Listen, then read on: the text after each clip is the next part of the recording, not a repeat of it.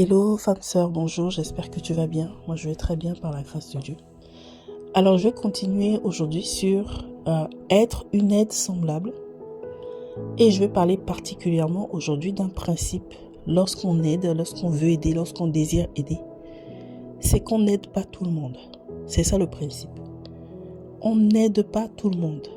La parole nous dit l'athlète n'est pas couronné s'il ne combat pas selon les règles. En toute chose avec Dieu, il y a des règles. En toute chose dans la vie, il y a des règles.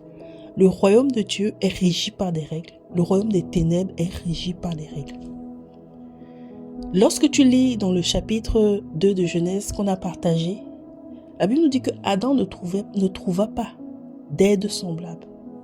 Et comme j'ai déjà expliqué au préalable, si tu ne trouves pas, c'est que tu n'as pas cherché. Parce qu'on ne peut pas arriver à ne pas trouver sans avoir cherché. Donc la parole nous dit que Adam ne trouva pas une aide semblable. Pourquoi? Parce qu'il a cherché. Il y a un principe avec l'aide, c'est que l'aide vient lorsqu'il y a le besoin. L'aide vient lorsqu'il y a le désir. L'aide vient parce que c'est un secours. Donc quand tu parles de secours, tu sais que tu trouves quelqu'un dans une situation compliquée, dans un désarroi, dans un désespoir. L'aide en fait est vitale. Ça veut dire que c'est une personne qui a besoin, d'ailleurs on dit besoin d'aide, qu'on aide. On n'aide pas tout le monde. Donc le premier principe, c'est qu'il faut d'abord discerner avant d'aider le besoin. Et pour aider, il faut d'abord que la personne reconnaisse son besoin d'être aidé. Dieu a répondu à un besoin. Il n'a pas forcé Adam. Yahweh pouvait juste créer Ève, mais il n'a pas créé. Aujourd'hui, toi, tu vas aider les personnes qui n'ont peut-être pas besoin. Toi, en allant aider quelqu'un qui n'a pas besoin, c'est comme si tu viens prendre la place de quelqu'un. C'est comme un manque de respect. C'est comme si tu viens prendre une charge. En fait, c'est comme si tu viens montrer à la personne que non, toi, tu sais faire. C'est comme si tu viens montrer à la personne qu'elle fait mal. Elle n'y arrive pas. C'est très déplacé, en fait, comme comportement. C'est déplacé parce que on apprend toutes ces choses. On apprend aussi le savoir-vivre. C'est déplacé comme comportement. Donc, principe 1, dans l'aide, on n'aide pas tout le monde. On aide les personnes qui ont besoin d'aide, qui ont besoin d'assistance. Et c'est un type de personnes qui ont besoin. Pourquoi? Parce qu'on parle d'aide ici pour être des bonnes femmes, des bonnes épouses. Parce qu'une identité que le Seigneur nous a donnée, c'est d'être aussi une aide. C'est pas que dans le mariage, c'est dans tout, c'est dans les relations de manière générale. D'accord?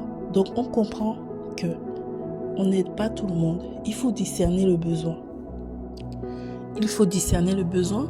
Il y a des personnes que tu aides et ça te cause encore plus de problèmes que si tu n'avais pas aidé la personne, que tu avais laissé la personne dans cette situation. Il y a des personnes, tu vois leur situation, tu as envie de les aider, tu as compassion. Mais lorsque tu vas rentrer dans ce processus de les aider là, tu rentres comme dans un gouffre en fait. C'est toi-même qui perds ta vie, tu perds ton temps. Tu vas finalement rentrer dans quelque chose que tu vas perdre et ce n'est pas le but de Dieu. Le but de Dieu, c'est qu'on soit méthodique, qu'on soit stratège, qu'on soit efficace. Donc il y a des moments où il nous faut de la méthode. Et ici, je ne parle pas de stratégie, je parle de méthode.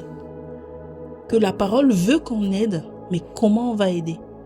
Il y a des situations où tu vas aider et puis c'est toi qui vas prendre. Ce n'est pas une bonne chose, ce n'est pas comme ça. Donc il faut discerner, il faut comprendre qu'il y a des personnes qu'il faut aider et d'autres non. De manière générale, je vais te citer pour que tu vois un peu quel type de personnes on doit aider. Premièrement, on aide les personnes en incapacité. Ça veut dire que les personnes qui veulent faire quelque chose, mais elles sont limitées, physiquement peut-être psychologiquement, peut-être matériellement, elles sont limitées, elles n'ont pas peut-être les moyens de le faire, peut-être financièrement. Il faut discerner d'abord l'incapacité. Il y a des personnes qui ont besoin d'aide financière et parfois elles peuvent peut-être travailler, elles peuvent peut-être faire autre chose et elles ne vont pas le faire parce qu'elles savent qu'elles peuvent être aidées. Maintenant, quand toi, tu vas aider la personne tout le temps, ce n'est pas une bonne chose. Il faudrait quand même que tu discernes que, ok, aujourd'hui, tu n'arrives pas, tu n'as pas. Il te faut de quoi peut-être manger. Mais à long terme, il faudrait que tu aies une solution pour pouvoir toi-même voler de tes propres ailes. Ça, c'est une aide. Mais il faut discerner l'incapacité, comme j'ai dit, ce type de personne. Il y a des enfants. Dans ce type de personnes, il y a des enfants. Il y a des choses que les enfants ne peuvent pas faire parce qu'ils n'ont pas la force. Ils sont en pleine croissance. Il manque peut-être de maturité, de connaissances. Il manque peut-être de moyens physiques, intellectuels pour faire certaines choses. Donc, on va les aider dans l'apprentissage, dans les conseils. On va les conduire. La Bible nous dit qu'enseigne l'enfant selon la voie qu'il doit suivre. Pourquoi? Parce qu'ils ont besoin d'aide pour connaître les choses de la vie, pour bien se comporter. Ils ont besoin d'aide.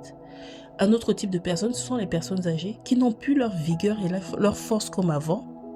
Elles sont fragiles, elles sont limitées en fait dans leur autonomie et elles ont besoin qu'on les aide à se lever et elles ont besoin peut-être de s'asseoir quand tout le monde est debout. Il y a des besoins que les personnes âgées ont. Elles ont besoin d'aide. Tu discernes l'aide, il faudrait que tu aides en fait. Il y a les personnes âgées, il y a les personnes en situation de handicap, voilà, qui ont aussi cette limitation physique, parfois mentale, vous voyez. Et dans la société, vivre dans la société, c'est pas toujours facile. Et voilà, avoir de la compassion en fait pour ces personnes. Savoir que voilà, tu vas pas lui demander ce que tu vas demander à quelqu'un d'autre.